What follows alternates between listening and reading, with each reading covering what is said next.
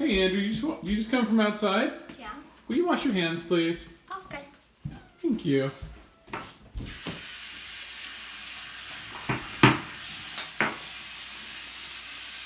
How long should you wash your hands for? 20 seconds. What parts of your hands should you wash? The thumb, the other fingers, the middles of them, means actually inside here, and your fingernails, and the back of your hands, your arms, and I think that's it. That's great. You're doing a really good job.